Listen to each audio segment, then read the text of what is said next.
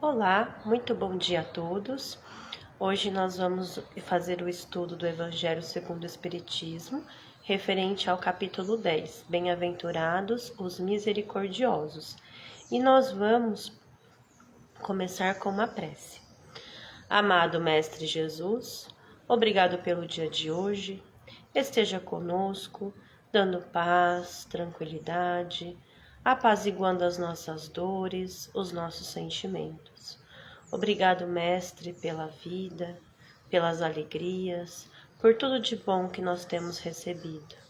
Abençoe-nos hoje e por todo sempre. Que assim seja.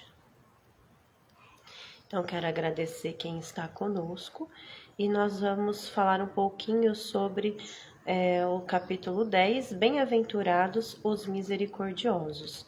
E nós vamos começar o estudo lendo a parábola do arqueiro e a trave no olho. Por que vedes um arqueiro no olho do vosso irmão, vós que não vedes uma trave no vosso olho? Ou como disseis ao vosso irmão, deixai-me tirar um arqueiro do vosso olho, vós que tendes uma trave no vosso? Hipócritas, tirai primeiramente a trave do vosso olho, e então vereis como podereis tirar o arqueiro do olho do vosso irmão. Isso está lá em São Mateus, no capítulo 7, no versículo 3, 4 e 5. E o que ele quer nos mostrar com essa parábola? Para que nós, em geral, e a humanidade, a gente tenha dificuldade em ver somente os defeitos do outro e não olhamos para os nossos próprios defeitos. E aí ele faz essa alegoria da trave, né, e do arqueiro. E aí a gente faz a comparação, né? O arqueiro é como se fosse um cisquinho e a trave algo muito grande. Então, para a gente entender que às vezes a gente olha o defeito do outro, né, as situações do outro, e nós não vemos os nossos próprios defeitos, nossas próprias dificuldades. E aí ele coloca assim, que devemos ter esse transporte para fora de si mesmo, né, como se fosse um espelho. Será que se eu visse outra pessoa realizando as mesmas ações que eu realizo, como que seria? Eu iria gostar de ver essas realizações? São reflexões que a gente tem que ir percebendo para que a gente possa combater principalmente o nosso orgulho. Porque o orgulho, ele dissimula aquilo que nós sentimos, né? Ele dissimula os nossos defeitos, ele, né, camufla esses defeitos, esse orgulho. E o orgulho, ele é aquilo que faz com que a gente tenha um sentimento contrário da caridade, porque ele quebra todas as nossas possibilidades de desenvolvimento das nossas virtudes, das coisas boas. Porque a caridade, ela é modesta, ela é simples e ela é indulgente, né? E o orgulho não. Ele é o pai dos vícios e também é negação das virtudes. E Jesus, na sua passagem pela vida terrena, ele também tentou combater este orgulho em nós. E aí ele segue falando, né, sobre aquela parábola onde os fariseus levam até Jesus uma mulher adúltera, né? Naquele período ali, né, que tinha esse julgamento público, e tem a situação das pedras. E Jesus responde, né? Quem nunca não estiver sem pecado, que atire a primeira pedra. E aí a gente faz a reflexão, né? Como que nós poderemos julgar o próximo quando nós também temos os nossos defeitos, as nossas dificuldades, né? Porque todos nós temos o dever, né, de ter essa indulgência para com o outro, de sermos misericordiosos, que é compreender a miséria do outro e tentar entendê-lo, sem utilizar-se, né, da maledicência e da maldade. E aí ele segue falando sobre a censura que nós fazemos para a conduta do outro. que pode ter dois motivos: reprimir o mal ou desacreditar a pessoa cujos atos se criticam. E este último motivo não tem jamais desculpa, porque é a maledicência e a maldade. E aí a gente retoma um pouquinho sobre o perdão das ofensas. Porque essa passagem ela vai muito de encontro com os nossos sentimentos quando o outro nos ofende ou nos machuca. Porque às vezes nós falamos, eu perdoei. Só que nós falamos para todas as pessoas, olha, fulano fez isso e aquilo contra mim. Ou nós começamos a criar histórias referente a outra pessoa. Olha, aquela pessoa é assim, é assado. Então nós não perdoamos de verdade e nós estamos criando a maledicência e a maldade para ferir aquele outro. E nós queremos um couro junto conosco, ofendendo aquele outro. Porque quando eu enveneno uma outra pessoa com relação a outra pessoa, eu quero trazer esse sentimento de vingança à tona. E nós temos que tentar combater isso, porque parece algo muito corriqueiro, algo que acontece, na nossa vida diária, mas nós temos que tentar frear esses impulsos que nós temos, principalmente no âmbito do trabalho nosso, Porque às vezes aquela pessoa, foi grosseira ou nos ofendeu, mas nós não sabemos quais são os problemas que aquela outra pessoa carrega, quais são as dores e os sentimentos, as suas vivências, porque às vezes aquela forma de agir, na verdade, é um pedido de socorro que a outra pessoa está fazendo para conosco. É como se fosse crianças. Geralmente a criança, quando ela está agressiva, na escola, ela não consegue se comunicar, ela age de uma maneira difícil, ela ofende, ela agride. E quando você vai falar com a criança, ela começa a contar, eu estou me sentindo assim, Às vezes é uma família desestruturada, Às vezes é algo que a criança queria e não obteve, não soube lidar com aquele sentimento de frustração e de perda. E assim é com os adultos também. Então nós, que já compreendemos sobre a questão da misericórdia, do perdão, da indulgência, nós temos que tentar compreender este outro, que às vezes eles têm dificuldades e ele precisa só ser ouvido. Naquele momento de ofensa, nós termos a paciência, a mansietude no nosso coração e a doçura para ampará-lo e acalentá-lo. Claro que não é uma tarefa fácil. Nós não somos como Jesus ainda, que consegue demonstrar a outra face, Porque quando Jesus traz o sentido de mostrar a outra face, ele quer mostrar para nós, não que nós não devemos revidar, mas sim mostrar uma outra possibilidade de resolução de uma situação. O diálogo. Porque se a pessoa vem com agressividade, nós temos que ir com a mansietude, com a doçura, porque isso vai quebrar aquele sentimento ruim, Vai fazer com que aquilo seja rompido. Porque uma pessoa tomada de cólera, de sentimentos ruins, ela está envolta de uma névoa, de sentimentos sombrios, de coisas ruins. E quando eu consigo rebater aquilo com bons sentimentos, com boas palavras, eu desperto a pessoa daquela situação ruim. É como se a pessoa levasse um choque, e percebesse, não, calma aí, eu estou ali naquele envolto daqueles sentimentos e o outro me trouxe o amor. Porque às vezes a pessoa ainda não aprendeu a amar. Ela está se desenvolvendo e as situações da vida são tão difíceis que gera revolta, que gera angústia, que gera esse rancor, Este coração cheio de fel. E nós, por sabermos o quanto é importante a caridade moral e a caridade material, nós podemos auxiliar e tentar abraçar aquele irmão e trazer coisas boas. Porque quando nós não perdoamos, nós somos engolidos por uma névoa de sentimentos ruins. O rancor, ele é algo, o rancor e a mágoa são coisas que nos corroem por dentro, que nos atrapalham ao longo de uma existência. Porque é muito fácil nós falamos, eu perdoo, mas eu nunca mais quero ver esta pessoa na minha vida. Então não é um sentimento verdadeiro, né? Como Jesus traz, né?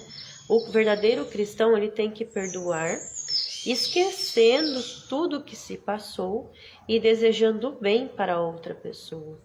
Que a outra pessoa prossiga, que a outra pessoa consiga ser feliz. E se nós pudermos realizar algo de bom para essa pessoa, devemos fazê-lo, né? Sem humilhá-lo, sem, né, censurá-lo, fazer de bom coração. Então, a pessoa me fez mal, mas apesar disso, eu ainda consigo tratá-la bem. Eu consigo olhar para ela com um bom sentimento, entendendo que ela ainda está em se desenvolvendo, porque nós também somos às vezes aqueles que realizam o mal também. Se nós pararmos para analisar quantas pessoas nós já ferimos e nós já magoamos ao longo da nossa existência, quantas mágoas nós, né, somos culpados também. E às vezes nós cometemos faltas grandes, né? Nós ferimos de verdade as pessoas, ou nós julgamos as pessoas em demasiado, né? Principalmente quando nós estamos à frente de alguma tarefa, ou temos um cargo, né, avançado no nosso âmbito do trabalho pessoal. Será que nós fazemos o julgamento correto a mandar aquela pessoa embora, né? Será que nós estamos conseguindo analisar direito as situações, né? Para não criarmos inimigos e situações ruins para nós mesmos?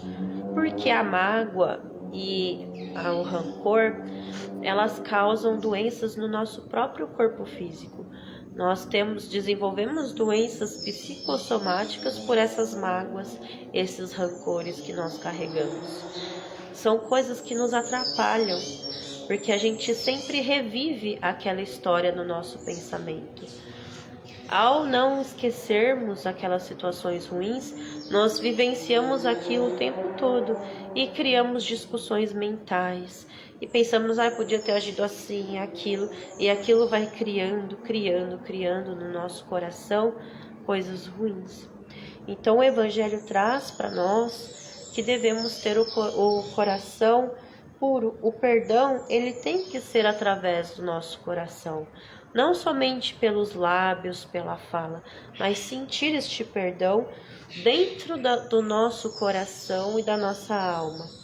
Perdoar os inimigos é pedir perdão para si mesmo, né? Reconhecendo que nós também temos defeitos, também temos erros, e combatê-los. E sempre tentar fugir dessa maledicência, dessa maldade, e ter o esquecimento completo e absoluto das ofensas, né? Porque isso vai fazer com que a gente consiga caminhar e sermos felizes. Porque o perdão das ofensas é conseguirmos ser felizes. Uma pessoa que consegue perdoar é uma pessoa que consegue viver bem, que consegue lidar com as situações da vida de forma feliz. Porque quantas pessoas nós perdemos, quantas amizades nós deixamos para trás, porque somos intransigentes, porque não conseguimos ter este coração aberto, né? Quantas coisas boas nós poderíamos ter vivido com pessoas que já se partiram e nós não vivemos porque nos deixamos envolver por esses sentimentos de raiva, de rancor e de mágoa. E quando nós nos damos conta, a vida passou, as pessoas já foram e fica só aquele silêncio e tudo aquilo de ruim que a amargura e o rancor nos traz. Então, que possamos pensar no Evangelho como algo vivo em nossa jornada, porque nós estamos aprendizagem a cada dia. Então, nós precisamos pôr em prática tudo isso que o Evangelho traz a nós. E quanta felicidade nós podemos ter em nosso coração se a gente consegue ter esta indulgência, esta misericórdia, este perdão. Porque são todos sentimentos envoltos de doçura e de coisas boas, que fará com que nós sentimos essa vida de forma leve, de forma tranquila, que faz com que nós nos renovemos a cada dia. A mensagem de Jesus, ela é para nós uma forma de continuarmos vivendo, uma esperança, né, que nós temos, que nos dá força para caminhar. Então, coloquemos, né, na nossa vida diária um pouquinho desses capítulos do Evangelho que nós estudamos, né, nas lives e nas preleções na Casa Espírita. Então, quero agradecer a todos que estiveram conosco e agora nós vamos passar para o momento da nossa vibração. Amado Mestre Jesus, obrigado pelo dia de hoje. Que possamos, neste momento, lembrar daquela pessoa que nos causou mágoa, sofrimento, que lembremos do seu rosto e que consigamos emanar amor, perdão, bons sentimentos. Que esta pessoa, onde quer que ela esteja, que ela receba amparo, luz no seu coração, porque já sabemos que ela foi instrumento para a nossa melhora íntima, para o nosso fortalecimento. Porque apesar de difícil, as críticas, elas nos fortalecem para que possamos agir melhor. Então, Mestre, ilumina todos aqueles que nos feriram ao longo dessa jornada, que possamos ter o coração aberto, liberto desses sentimentos ruins que nos corrói por dentro. Que nós possamos emanar o amor, a paz e a luz. Mestre, obrigado pela vida, pelo pão de cada dia, pela casa, pela roupa que temos. Obrigado, Senhor, pelo nosso trabalho, pelos nossos familiares. Obrigado, Mestre, pela saúde, por todas as coisas boas, pelo abraço, pela palavra gentil, pelo sorriso das crianças. Obrigado, Senhor, por todas as dádivas que temos recebido ao longo desta vida. Quantos momentos felizes que nós já vivenciamos, quantas coisas boas que nós temos, que possamos olhar para tudo isso e termos esse sentimento de gratidão para com a vida, para com Deus.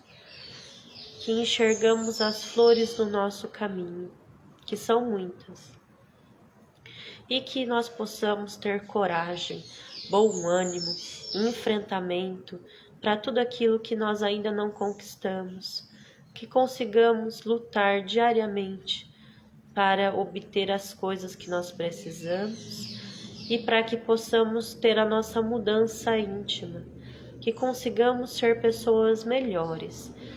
Enche o nosso coração de boa vontade e de esperança para sermos melhores a cada dia, para que possamos fazer a diferença em todos os momentos.